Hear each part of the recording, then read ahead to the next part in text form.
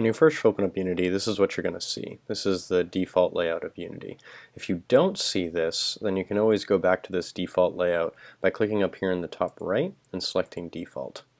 That'll set up all of our windows and tabs as what Unity has designated. But we want to make some adjustments to this. This setup is not ideal for Mazer Maker. So what we're going to do is we're going to move around a lot of these windows so that we have a much better display. Any of these tabs or windows can be dragged or adjusted by simply grabbing onto the title bar of them. When you do that, it'll rip it off and it will move it around to somewhere else.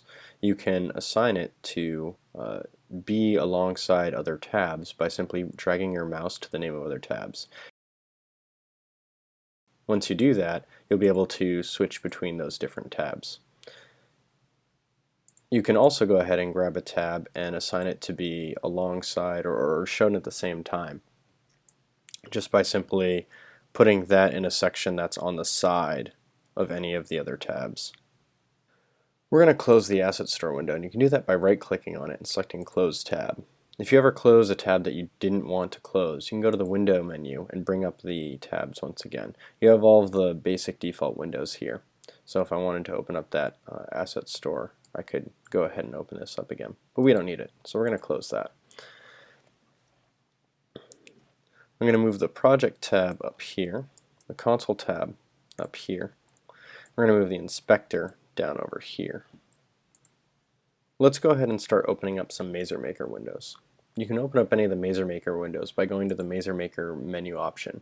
If you don't have this menu option, you might be in the wrong build configuration settings. You can change those by going to File, Build Settings. It'll pop up a window and it'll allow you to select what platform you're developing on here. You want to make sure that you have PC, Mac, and Linux standalone selected, and once you have it selected, you want to hit the switch platform. I'm already on this platform, so I can't switch to it, and I can see that by the Unity icon there and the fact that the switch platform button is grayed out. You might also be on a different platform but not be able to switch to one, and that's because if you can't switch to a platform, then you haven't had that platform installed when you installed Unity. You can go through the installation instructions again and install the Windows or Mac build options. So once you see the Mazer Maker window, go ahead and go to the Windows section and open up the Level Editor. We're going to take this and we're going to dock it right next to the hierarchy here. I'm going to move it on the left side. Let's go in and let's open up a couple more windows. The next one we want to open up is the Trigger Editor, which we're going to dock that right next to the Inspector, right down there.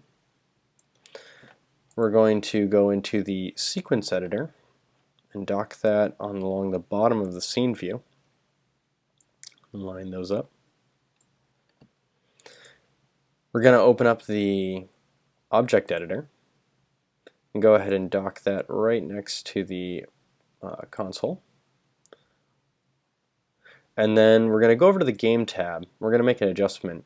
Currently it's displaying the game in free aspect ratio, which will stretch out the graphics. You might be able to see a little bit with the pixelated text here. So instead what we're going to do is drop this down and we're going to create a new one. We'll give this label Double View. And we're going to make it 768 pixels wide by 432 pixels tall. Go ahead and hit OK, and it will automatically select that.